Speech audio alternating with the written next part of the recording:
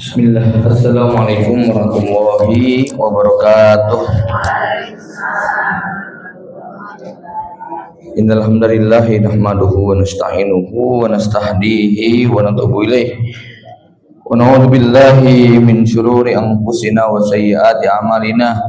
May yahdihillahu fahuwal muhtadi wa may yudlil falan tajida lahu waliyyan mursyida. Asyhadu an la ilaha illallah wahdahu la syarikalah wa asyhadu anna Muhammadan abduhu wa rasuluhu la nabiyya wa la rasula ba'dah. Allahumma shalli ala Muhammadin wa ala Muhammad kama shallaita ala Ibrahim wa ala ali Ibrahim innaka Hamidum Majid. Usikum wa ya nafsi bi taqwallah faqad fazal mu'minun muttaqun. Para ummahat yang dirahmati Allah, alhamdulillah bersyukur pada Allah atas limpahan nikmatnya sehingga di kesempatan pagi menjelang siang ini Allah izinkan kita berkumpul kembali di majelis ini. Salawat dan salam semoga tercurah pada baginda Nabi Muhammad SAW, juga pada keluarga, kerabat, sahabat dan umatnya yang meniti jejaknya sampai hari kiamat. Mudah-mudahan kita termasuk yang beliau janjikan mendapatkan syafaatnya di yaumul hisab. Saya mohon maaf untuk keterlambatan ini, ada insiden sedikit di pagi tadi ya. Kita pagi ini ingin membahas satu hadis Rasulullah SAW dari sahabat Abdullah bin Amr bin As radhiyallahu anhu. Rasulullah SAW bersabda, innal imana la yahlaku fi jawfi ahadikum kama yahlaku saubul haliku fas'alullaha ayyujaddidal imana fi qulubikum. Sesungguhnya iman yang ada di dalam dada kalian, iman yang ada di rongga hati kalian itu bisa lusuh seperti lusuhnya pakaian yang kalian kenakan, bisa usang, rusak ya, seperti rusaknya baju kita. Sebuah ilustrasi dan penggambaran yang sangat simpel tetapi begitu mendalam kalau kita renungkan. Kita pernah bahas bahwa pakaian itu punya 3 fungsi ya Bu. Masih ingat nggak Bu? Nomor 1 apa? Menutup aurat. Nomor 2 melindungi dari panas dingin. Yang ketiga estetika, biar cantik, biar keren, biar pantas dilihat oleh orang. Tidak cukup hanya nutup aurat, tidak cukup hanya berlindung dari dingin panas, tapi juga harus pantas. Ya, kalau saya mengisi pengajian di sini pakai seragam sepak bola, sudah nutup aurat. Ya, sudah terlindung dari panas dingin, tapi tidak pantas. Jangan juga kalau cuman sekedar menutup aurat itu kerukupan, selimut atau sarung atau spray gitu ya, itu sudah nutup aurat tapi ya tentu tidak pantas ya. Atau pakai seragam SD merah putih, pakai itu sudah nutup aurat juga kalau panjang pakai jilbab ya Bu ya. Ya ada dasinya tuh Turi Handayani gitu ya. Tapi pantas nggak kira-kira? Nggak pantas ya. Maka bukan sekedar menutup aurat, tetapi juga harus ada unsur kepatutan atau kepantasan. Nah, yang menarik di sini Rasulullah menyebutkan ilustrasi yang sangat indah tentang iman yang ada di dalam hati kita seperti baju yang kita kenakan. Sebelum kita membahas filosofi iman adalah pakaian, maka kita harus meyakini dengan seyakin-yakinnya bahwa hidup tanpa iman itu tidak ada makna. Hidup tanpa iman tidak ada nilainya.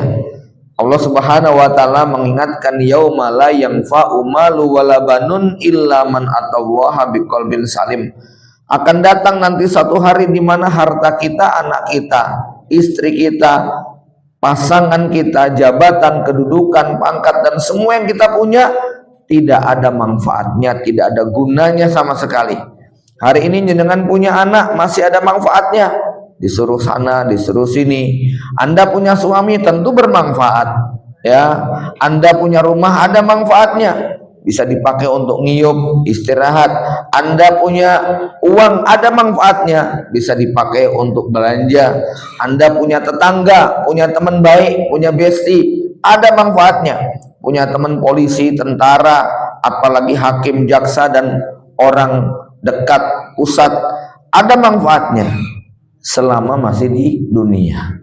Tapi kita nanti akan tiba pada satu hari di mana semua yang kita punya tadi tidak memberikan sedikit pun manfaat, kecuali illa man atallaha biqalbin salim, kecuali kalau kita datang menghadap Allah dengan membawa iman, qalbun salim, hati yang selamat, selamat dari kekufuran, selamat dari kesyirikan, selamat dari kenifakan, selamat dari kemurtadan. Ya, kalau hati kita selamat dari keempat hal ini, barulah nanti anak kita ada manfaatnya. Barulah nanti pasangan kita akan memberikan syafaat juga untuk kita. Barulah mobil yang kita pakai selama di dunia akan bersaksi bahwa mobil ini dipakai untuk ibadah, untuk ketaatan. Barulah uang yang kita keluarkan nanti akan menjadi pembela, melindungi kita dari panasnya terik matahari yang ada di atas kepala. Karena Rasulullah bersabda, ar-rajulu fi dhilli shadaqatihi yaumil qiyamah, seseorang akan dilindungi oleh sedekahnya nanti pada hari kiamat. Ya, masalahnya dia waktu bersedekah pakai iman atau tidak? Kira-kira kalau orang non muslim yang dia bangun masjid bersedekah sampai ratusan juta miliaran, apakah sedekah itu besok-besok melindungi dia? Nggak bisa. Harus pakai qalbun salim, harus pakai hati yang selamat. Ya, maka orang-orang yang tidak membawa iman, mati dalam keadaan tidak beriman kepada Allah, tidak membawa qalbun salim, semua yang dimiliki bukan sekedar tidak bermanfaat, bahkan justru menjadi beban yang sangat berat. Hartanya akan dihisap, anak istrinya akan menggugat, teman-temannya akan melaknat, ya, bawahannya nanti akan menggugat, meminta keadilan karena waktu di dunia disuruh dalam kemaksiatan. Atasannya juga mungkin akan marah karena anak buahnya mendukung dalam kemaksiatan dan dosa. Singkatnya, semua apapun yang dimiliki oleh seorang hamba yang dibangun tanpa landasan iman, besok kelak di akhirat bukan sekedar tidak bisa menjadi sahabat, bukan sekedar tidak bermanfaat, tapi akan menjadi penggugat, penghujat. Inilah pentingnya seorang mukmin menyadari bahwa tidak ada bekal yang terbaik kecuali takwa. Ya, jamaah yang dirahmati Allah Subhanahu wa taala.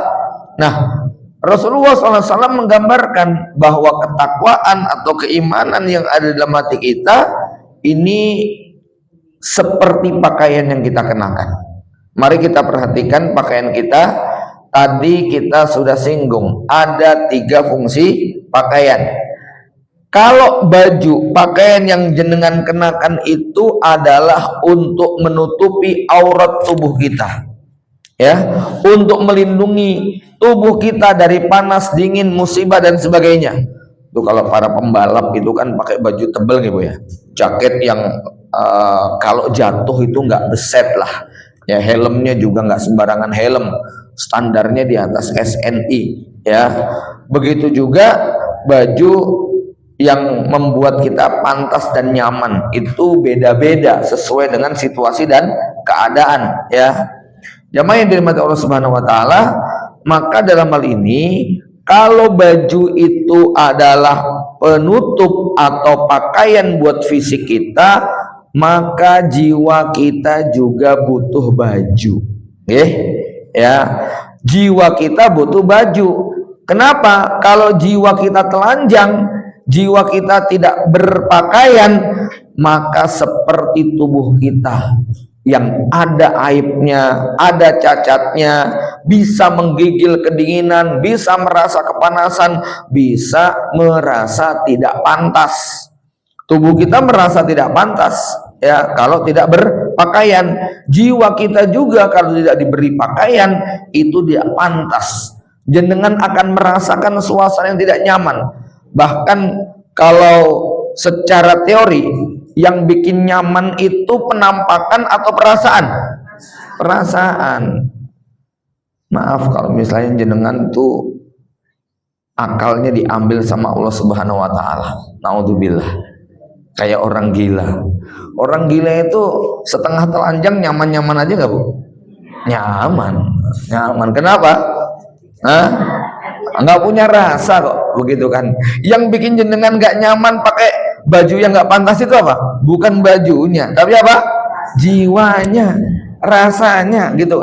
Artinya menutupi jiwa kita dengan pakaian yang benar dan tepat lebih penting daripada menutupi tubuh kasar kita. Ya, karena kadang-kadang walaupun jenengan ini sudah merasa secara secara fisik sudah ditutupi dengan baju yang menutup aurat, dengan baju yang melindungi panas dingin, tapi jiwa Anda gersang. Ih, bajuku jelek banget, padahal harganya 1 juta, gitu kan? Ya, karena jajarnya sama artis yang bajunya 15 juta. Nah, itu kan ya. Jadi insecure. Atau bajunya dengan 1,5 juta, jejer sama yang 103. Wah, paling keren, gitu kan. Muncul penyakit apa? Sombong dan sebagainya. Ini kalau jiwanya tidak dikasih pakaian, munculnya kalau nggak minder atau justru sombong dan arogan. Ngelihat yang lebih rendah menjadi sok lebih tinggi, melihat yang lebih tinggi jadi minder dan rendah diri. Nah, itu gara-gara apa? Jiwanya tidak dikasih pakaian. Ya tidak? Ya udah, bajunya bagus-bagus, keren. Coba berapa banyak ibu-ibu yang lemarinya isinya pakaiannya 3 lemari tapi masih bilang apa? Kok nggak ada yang cocok ya? Ada nggak yang gitu, Bu? Itu kira-kira yang nggak cocok hatinya atau tubuhnya? Hatinya, itu loh ya. Oh, mantuk-mantuk ketahuan gitu ya. Ya, itu hatinya yang nggak dikasih pakaian gitu ya. Baju badannya dikasih pakaian, tapi hatinya tidak berpakaian. Akibatnya tadi selalu merasa kurang, selalu merasa tidak pantas. Padahal kita yang lihat biasa-biasa aja, nggak pernah mengkritik ini itu dan seterusnya. Itu cuman perasaan kita. Maka betapa pentingnya perasaan kita, jiwa kita, emosi kita, hati kita diberi pakaian yang pantas. Jamaah yang dirahmati Allah Subhanahu wa taala, maka sebagaimana pakaian fisik punya 3 fungsi, pakaian jiwa juga punya 3 fungsi. Fungsi yang pertama yang namanya iman itu adalah untuk menutupi aib. Ibu-ibu sekalian, kita tahu ya, tubuh kita ini ada aib, ada aurat. Aurat itu artinya apa sih? Aurat itu aib ya, sesuatu yang tidak pantas untuk dilihat.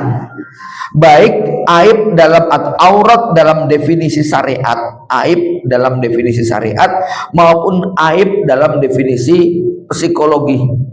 Ya, jenengan kalau misalnya naudzubillah wajahnya bopeng, tangannya panuan dan sebagainya, itu ya. Mungkin secara aurat itu sudah tertutup, tapi ada aurat ataupun aib psikologis, ya tidak? Ya, akhirnya perlu pakai sarung tangan, akhirnya perlu tutup wajah, ya, pakai masker. Kenapa? Giginya bengkak, gitu kan ya. Kalau dibuka kelihatan.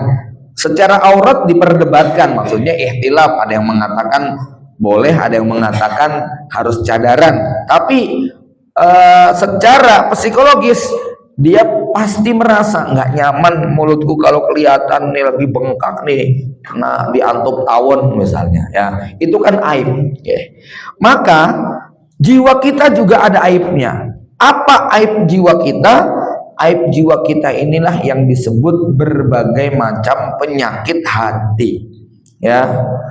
Aibnya bisa dalam bentuk hal-hal yang membuat kita jadi minder, insecure, rendah diri, nggak pede, ya, melihat orang lain lebih kaya, melihat orang lain lebih cantik jelita, melihat orang lain lebih hebat, punya karya, melihat orang lain punya segala-galanya.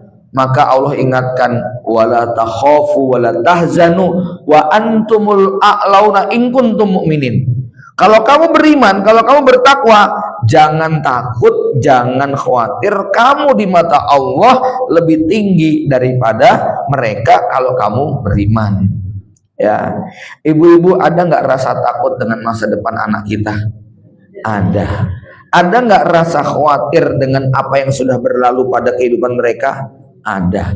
Nah, rasa takut, rasa khawatir, rasa cemas, ini kalau tidak dibungkus dengan baju keimanan, maka cemasnya berlebihan. Lihat orang-orang yang menderita anxiety, ya, kecemasan yang berlebihan. Ibu-ibu kalau mengikuti kajian tentang ruqyah, terutama Ustadz Faizar, ya, ada nggak yang mengikuti konten-konten Ustadz Faizar? Ya, melihat ibu-ibu di ruqyah dan sebagainya, itu rata-rata banyak yang mengalami kecemasan akut, ya, kecemasan yang berlebihan, tidak percaya dengan janji Allah Subhanahu wa taala, tidak percaya, tidak yakin dengan jaminan Allah Subhanahu wa taala. Ini adalah aib-aib tadi. Rasa minder, rasa takut, rasa khawatir, rendah diri, kemudian merasa hina, merasa nggak punya apa-apa, merasa jelek, merasa miskin, merasa perasaan-perasaan yang seperti itu. Kalau tidak pakai iman, maka makin hancur itu orang, ya. Apalagi dia diuji dengan keterbatasan fisik, ada kebutuhan khusus pada kulitnya, pada matanya, pada tubuhnya dan sebagainya. Kalau tidak punya iman dan yakin, begitu divonis cuci darah, gagal ginjal, cuci darah, itu masya Allah bisa drop tidak, Bu? Ya, tapi orang kalau punya iman, masya Allah, wala nuzaki ala wahad, kita belajar dari Ustadz Arifin Badres bagaimana Allah kasih penyakit demi penyakit kepada beliau, tapi dengan bisa lihat iman beliau yang membuat beliau percaya diri sampai detik-detik kematian, ya tidak?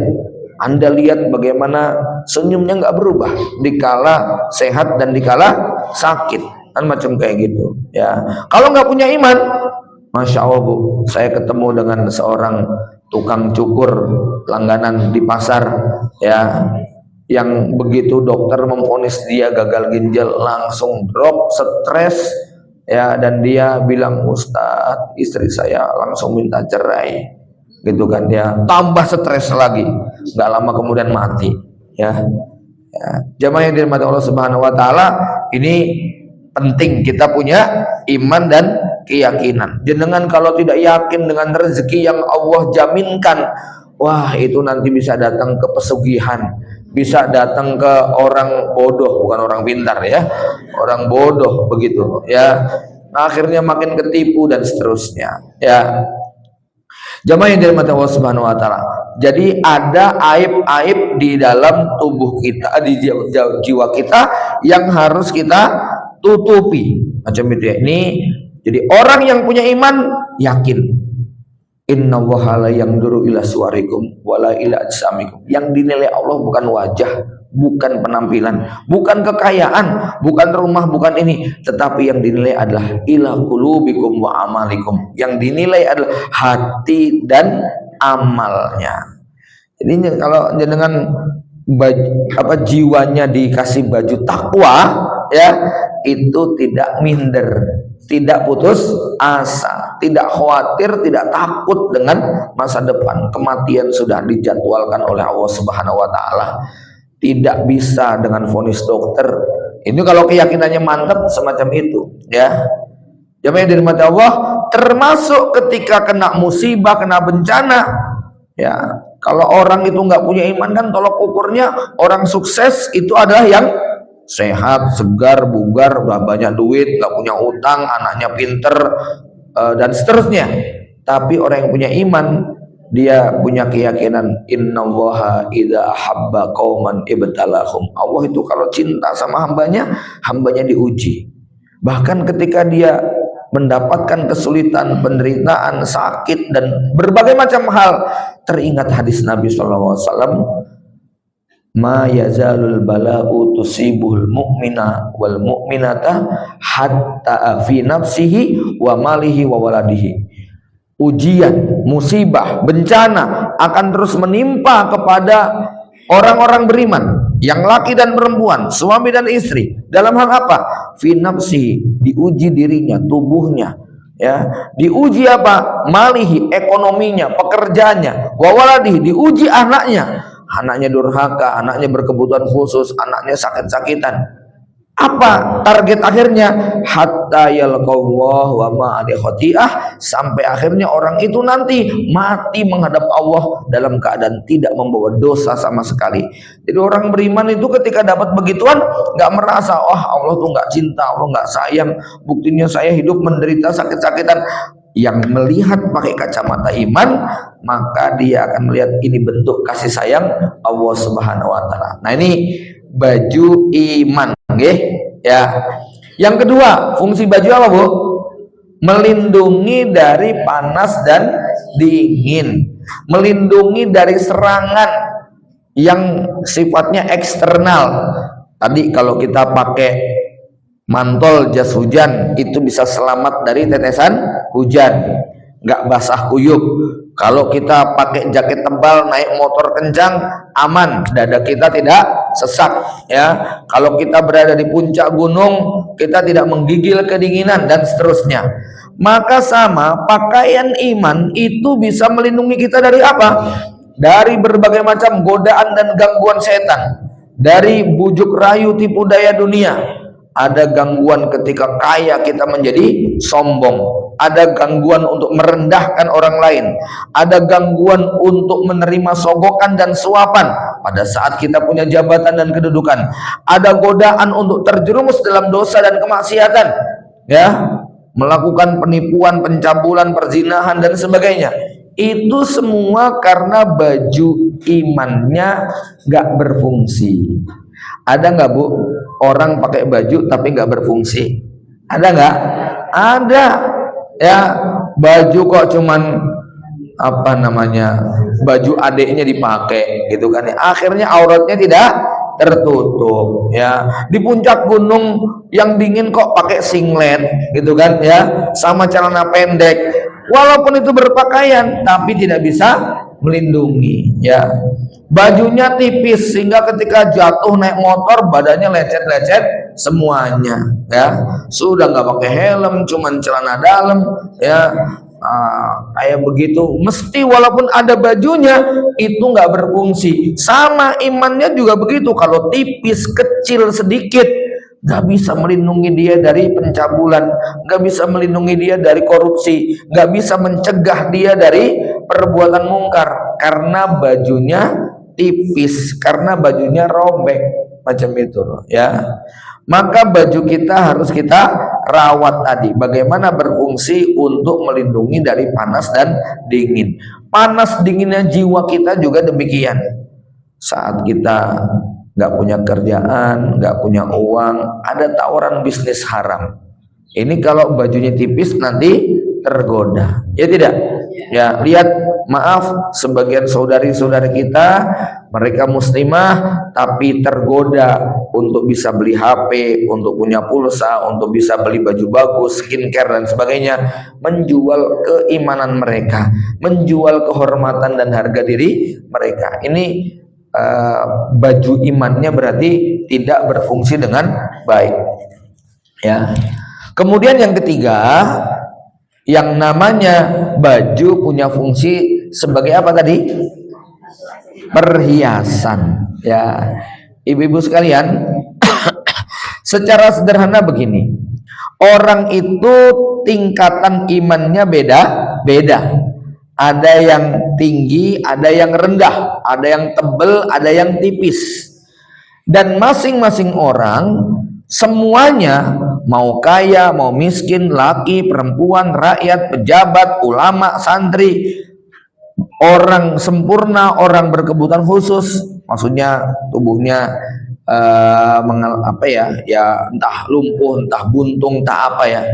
Semuanya kata Allah berpeluang untuk masuk surga. Wasari'u ila magfiratin min rabbikum wa jannatin arduha samawati wal ardh. Semuanya disuruh berlomba-lomba untuk masuk surga. Dan surga itu tidak diskriminatif. Ini salah satu bentuk keadilan Allah, bahwa perlombaan masuk surga bisa diikuti siapa saja, ya tidak? Manusia, Bu, kalau bikin perlombaan itu diskriminatif. Ya, coba jenengan lomba, ada perlombaan gadis 17 tahun, bisa ikut nggak? Nggak bisa, gitu loh. Ya, Anda perlombaan binaraga Wati, bisa ikut nggak? Ya, nggak bisa. Ya, perlombaan hafalan Quran 30 juz, bisa ikut nggak? Nggak bisa, kayaknya nggak bisa deh. Ya, berat ya gitu ya. Apalagi ya lomba, pokoknya lomba yang dibuat manusia itu selalu diskriminatif, baik diskriminatif usia, diskriminatif jenis kelamin, diskriminatif kewarganegaraan, jenis diskriminatif sosial, diskriminatif ekonomi, diskriminatif fisik, itu mesti ada gitu loh ya. Lomba bayi sehat jenengan nggak bisa daftar, gitu kan ya. Yang boleh cucunya gitu ya. Tapi lomba masuk surga bisa diikuti seluruh kalangan. Ya, syaratnya cuman iman dan takwa. Mau kaya, mau miskin, mau tua, mau muda, mau pria, mau wanita, mau ulama, mau santrinya, mau kiai maupun pengikutnya, ya. Mau orang sakit, orang sehat, orang punya duit, orang punya utang, semua berpeluang untuk masuk surga. Tukang sampah berpeluang masuk surga, ulama kiai berpeluang masuk surga. Semuanya berpeluang asal ngerti caranya. Nah, setiap kita sama Allah dikasih situasi peran yang berbeda-beda. Ya, ada orang miskin yang masuk surga itu gara-gara apa, Bu? Dia tidak punya rasa iri, tidak punya rasa dendam, tidak punya rasa kepengin dengan apa yang dimiliki oleh saudaranya. Ya, ingat ya hadis itu ya, hadis Abdullah bin Amr bin As yang dia sampai nginep di rumah temennya itu, pengen cari amalan apa sih gitu loh. Ternyata dia amalannya apa? Bangun malam enggak, puasa siang enggak, sedekah jarang. Ternyata amalannya apa? Enggak punya iri, enggak punya hasad kepada saudaranya. Ada yang masuk surga gara-gara memberi minum seekor anjing atau kucing. Ya, ada yang masuk surga kata Rasulullah, inni ra'aitur rajula yataqallabu fil jannati fi gustin amatuh anetorik. Ada yang masuk surga gara-gara nyingkirkan sampah dari jalan. Ada yang masuk surga gara-gara gendong ibunya berangkat ke Mekah. Ibadahnya biasa-biasa saja, tapi berbaktinya kepada orang tua nggak ada tandingannya. Ada yang masuk surga karena sedekahnya. Ada yang masuk surga dengan pokoknya macam-macam gitu. Nah, cerita tadi ingin menjelaskan kepada kita, setiap kita kudu cerdas menggunakan potensi iman yang Allah berikan kepada kita. Contoh, nek jenengan orang kaya, maka pintu surga yang terbuka lebar buat orang kaya apa? Sedekah. Nek jenengan ulama, pintu surga yang terbuka buat ulama apa? Taklim, nulis kitab, isi pengajian, menyebarkan ilmu. Kalau jenengan itu adalah seorang yang dengan suara merdu, punya hafalan kuat, pintu surganya apa? Baca Quran dan sebagainya. Nek jenengan nggak punya harta banyak, nggak bisa sedekah, pintu surganya apa? Banyak puasa. Ya, jenengan udah nggak punya macam-macam, punyanya suami yang galak, zolim. Apa pintu surganya? Sabar. Itu loh ya. Ya wis takdirku koyong ini. Itu ya, pintu surganya sabar. Ada yang punya biro travel umroh, pintu surganya apa? Ya umroh, bimbing jamaah haji, itu pintu surga dia. Ada yang dikasih jabatan, kedudukan, kekuasaan, pintu surganya adalah bikin kebijakan yang ditandatangani yang bermanfaat buat orang lain. Lah kalau ada pejabat kok dia ditanya amalan andalan kamu apa? Amalan andalan saya ngaji. Ngaji mah anak TPA pinter-pinter. Itu doh ya. Nek mau ngaji tuh nggak harus jadi pejabat. Jadi orang biasa saja itu sudah cukup.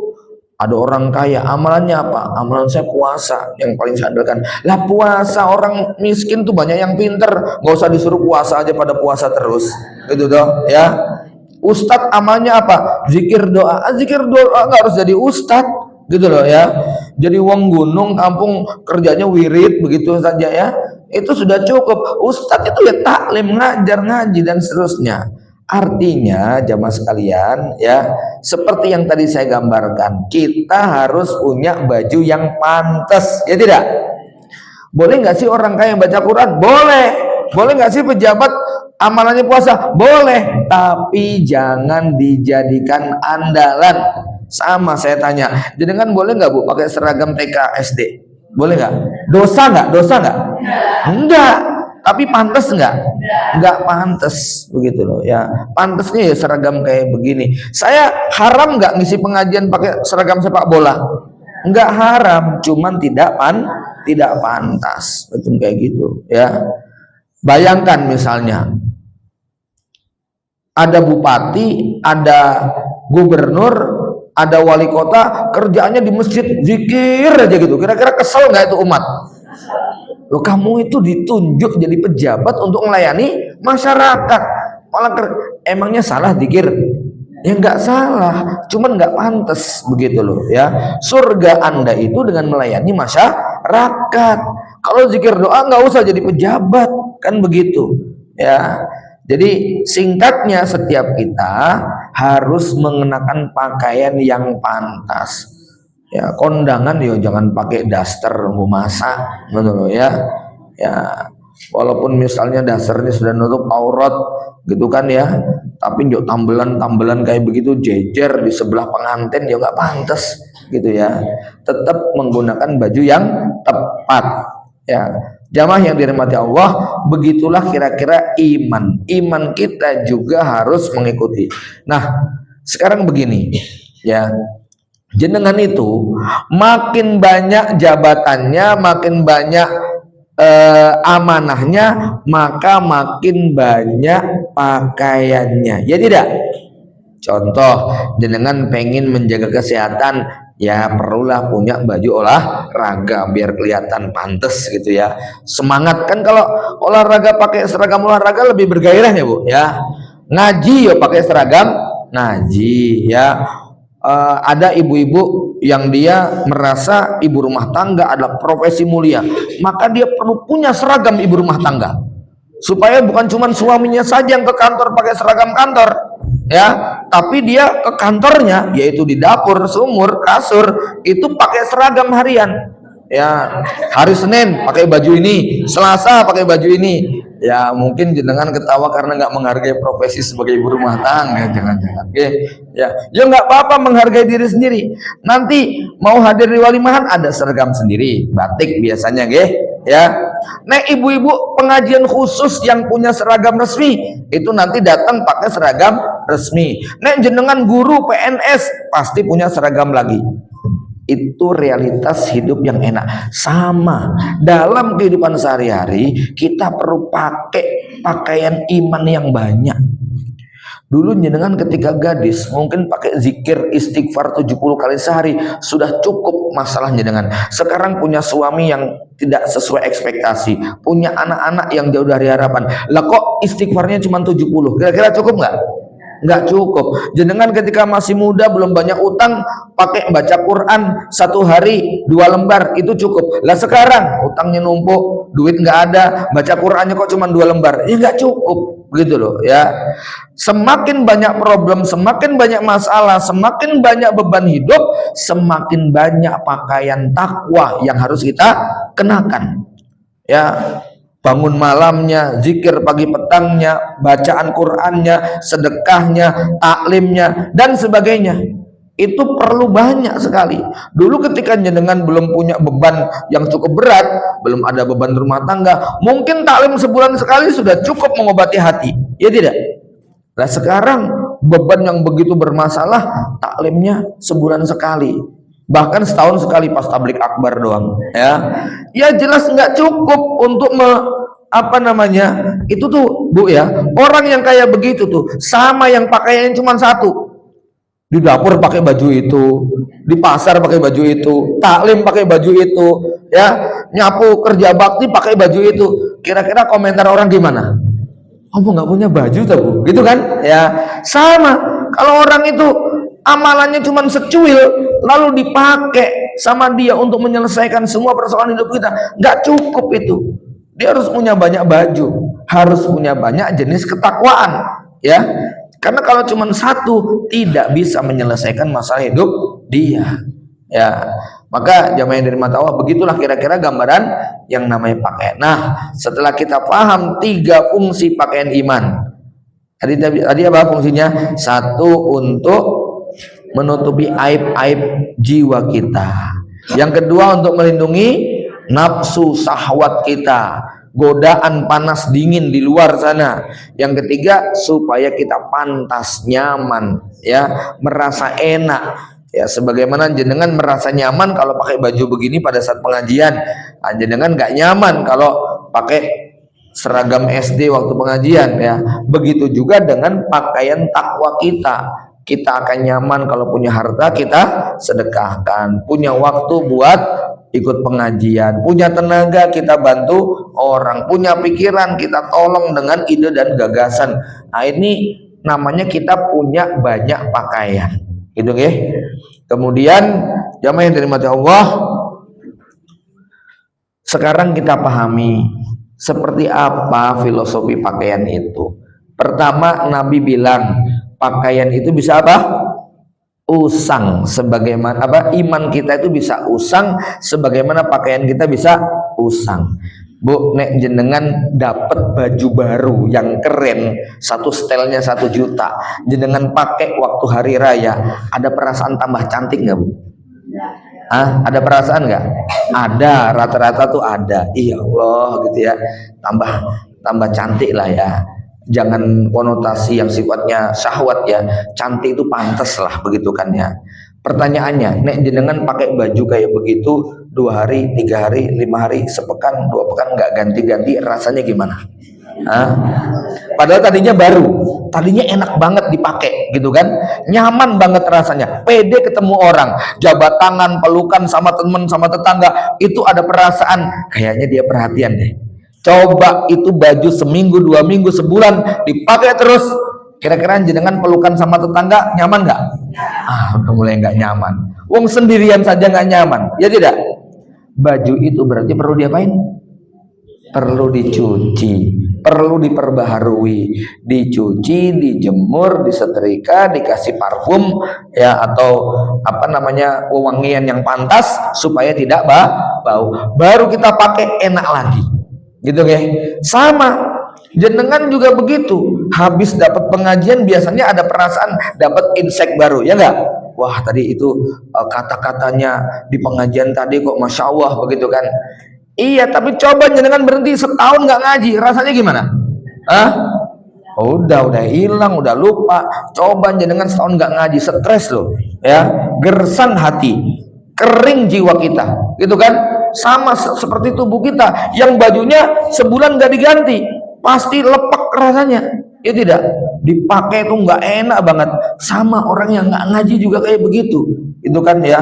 Coba jenengan berhenti, jangan baca Quran 3 bulan, wah itu udah rasanya tuh hati kering kerontang, ya, nggak connect sama Allah. Coba jenengan berhenti, nggak istighfar, nggak baca doa, nggak wirid dan sebagainya, mesti ada sesuatu yang tidak nyaman. Sama seperti jenengan coba aja nggak mandi seminggu, rasanya gimana, ya, mesti tubuh kita menjadi tidak nyaman. Nah, maka harus diperbaharui supaya baju itu enak, supaya baju itu nyaman kita kenakan.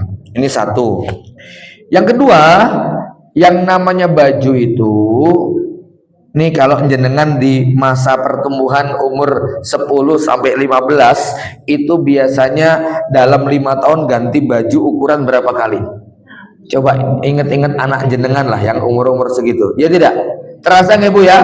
Ya Allah, baru dibeliin kemarin, pulang mondok setengah tahun sudah cingkrang semuanya, ya, sudah jegrang semua roknya. Kemarin menutupi mata kaki, sekarang udah sebetis, gitu kan? Ya, apa maknanya? Maknanya dalam situasi tertentu seperti yang saya katakan tadi, waktu dulu muda jenengan istighfar 70 cukup, baca Quran sak lembar cukup, sedekah 1000 2000 cukup. Lah sekarang problem itu udah makin banyak, nggak cukup istighfar 70, harus 100, 200, bahkan lebih. Nggak cukup baca Quran cuman sehalaman, ya. Ini harus 1 juz gitu kan ya. Nggak cukup jenengan berdoa kok cuman 1 menit. Ini harus ambil waktu yang agak lama dan seterusnya, ya. Seperti tadi ya, kita makin tumbuh. Kalau tadi anak tumbuh tubuhnya, kita tumbuh apa? Masalahnya. Problem kita semakin banyak. Yang ketiga, yang namanya pakaian, Bu, itu bisa kotor. Nek cuman kena debu, dikucek pakai 1 sendok rinso deterjen, itu dikucek, dibilas, dijemur, sudah bersih. Tapi bagaimana kalau kecemplung got 3 hari? Bagaimana kalau kesiram oli 1 kaleng? Bagaimana kalau terkena cat? Ya, itu direndam rinso sekilo saja belum tentu hilang. Ya toh, harus butuh apa namanya, pelarut, butuh pemutih, butuh ini, butuh macam-macam. Nah, dosa itu bagi jiwa kita itu juga macam-macam. Ada dosa kecil, ada dosa besar. Dosa besar sendiri bertingkat-tingkat. Namanya di dalam Al-Quran dan hadis itu banyak. Ada maksiat, ada fusuk, ada fujur, ada zanbun, ada khoti'ah, ada sayyi'ah, itu kan ya. Kalau sayyi'ah itu wa kafir anna sayyi'atina, tapi kalau zanbun apa? Waghfir dzunubana, itu ya. Khoti'ah dengan zanbun itu beda. Zanbun itu dosa tapi dosa besar, dan zanbun itu artinya apa, Bu? Zanbun ekor, buntut. Maksudnya apa? Zanbun itu dosa yang berbuntut, dosa yang punya ekor, ngikut terus. Namanya ekor orang ngikutin terus, Ibu ya. Ya, contoh zanbun apa? Zina, itu zanbun. Membunuh itu adalah zanbun, bahkan bagyun. Ya, kemudian contoh ya, kalau ada orang berzina, kemudian dia tobat, tapi hasil perzinahannya melahirkan anak.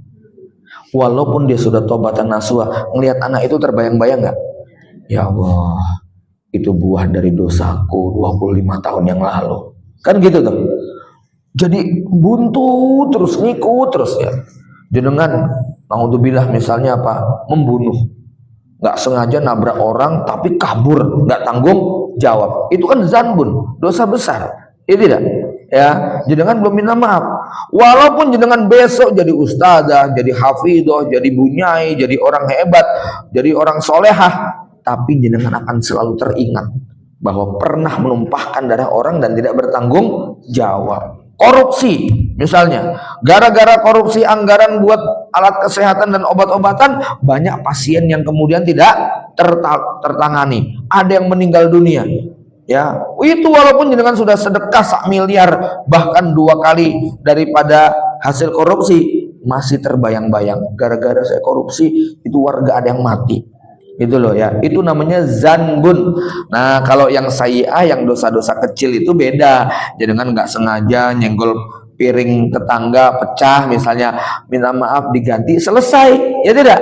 Ya, jenengan apa ya, dosa-dosa kecil yang itu tidak punya ekor. Artinya apa ya, kalau seperti baju tadi, dosanya cuman kena debu, dikucek, itu selesai. Tapi kalau kecemplung comberan 3 hari, kena oli, kena cat, ini panjang ceritanya, mesti ada bekasnya. Ya tidak? Berikutnya, yang namanya baju, kalau baju itu bisa robek, ya. Entah robeknya karena kecantol paku, entah karena robeknya memang sudah waktunya.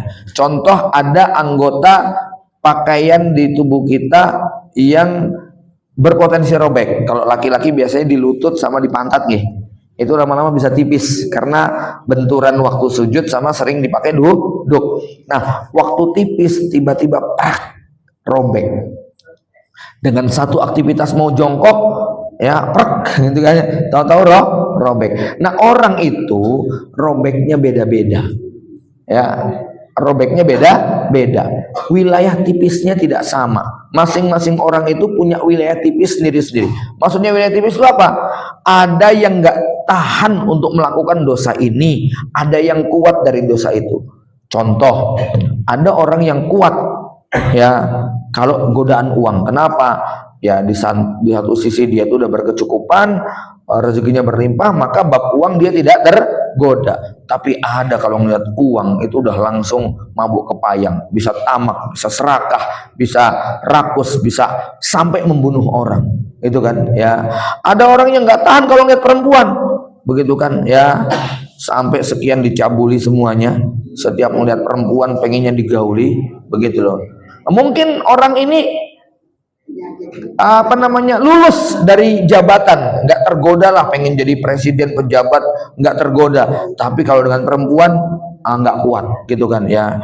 Ada yang nggak kuatnya justru melihat laki-laki tampan, melihat anak kecil yang ganteng, bersih, glowing, itu nafsunya sudah nggak bisa ditahan ya. Tapi ngelihat perempuan biasa. Ada juga sih Bu yang ngelihat perempuan muda biasa, ngelihat mbah-mbah tergoda, itu juga ada.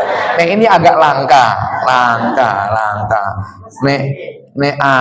Nek yo biasanya viral begitu ya. Contoh apa? Seorang pemuda 17 menikah dengan nenek-nenek 71 gitu kan ya. Itu mesti viral gitu ya. Ya, ini langka yang kayak begini ya.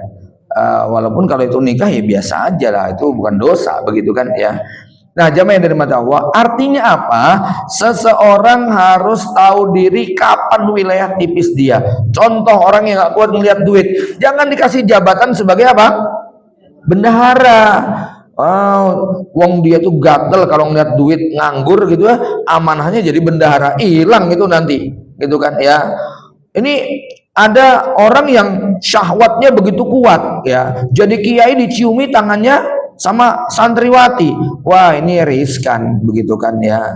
Terlepas bahwa siapapun nggak boleh jabat tangan dengan lawan jenis yang bukan mahramnya, tapi ada orang tertentu yang wah kalau kayak begini setrumannya itu berbahaya gitu kan ya. Ada juga yang nafsunya dengan kekuasaan jabatan begitu rakus, sudah 2 periode maunya 3, 4, 5. Ya, ini kayak begini nggak kuat dia kalau melihat ada jabatan kosong. Ya, singkatnya masing-masing orang itu punya titik yang berbeda.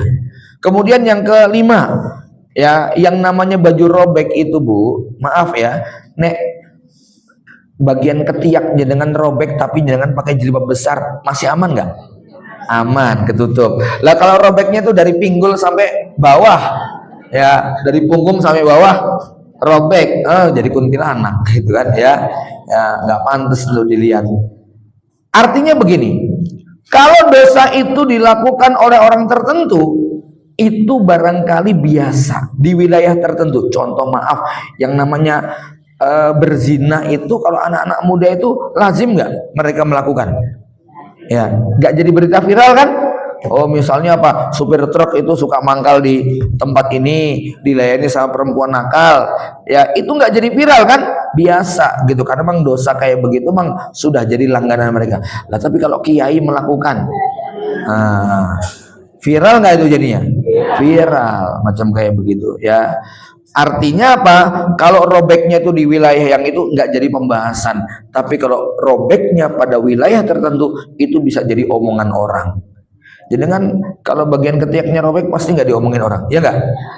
Tapi coba robeknya dari punggung sampai mesti digibahin banyak orang, ya tidak?